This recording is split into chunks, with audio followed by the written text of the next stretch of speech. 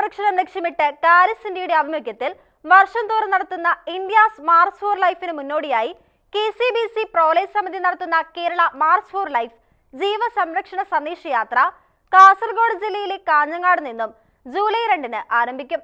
Padannakkad good shepherd ചർച്ചിൽ വെച്ച് നടക്കുന്ന പൊതുസമ്മേളനത്തിൽ KCBC പ്രോലൈഫ് സമിതിയുടെയും ഫാമിലി കമ്മീഷന്റെയും chairman bishop doctor Paul Antony Mullassery അധ്യക്ഷത വഹിക്കുന്ന യോഗത്തിൽ വെച്ച് തലശ്ശേരി അതിരൂപത archbishop Mar Joseph Pamplany ഉദ്ഘാടനം ചെയ്യും.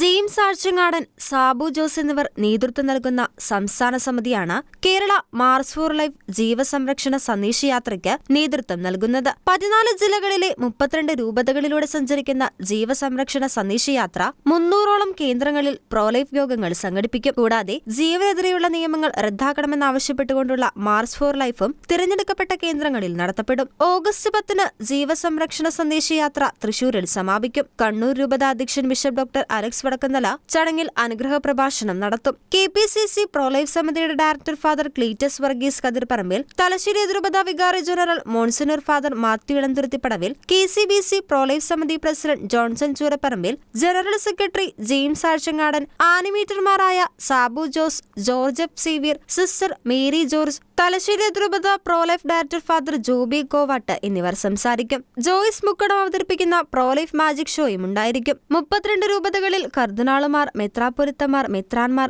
വിവിധ കമ്മീഷനുകളുടെയും പ്രസ്ഥാനങ്ങളുടെയും നേതാക്കന്മാർ പ്രഭാഷണങ്ങൾ നടത്തും. ജീവനും ജീവിതവും സംരക്ഷിക്കപ്പെടണമെന്ന മുദ്രാവാക്യവുമായി നടത്തുന്ന യാത്രയിൽ ജീവസംരക്ഷണത്തിനായുള്ള ഒപ്പുശേഖരണവും ഉണ്ടായിരിക്കും. ഷെക്കനായ് ന്യൂസ്, കൊച്ചി.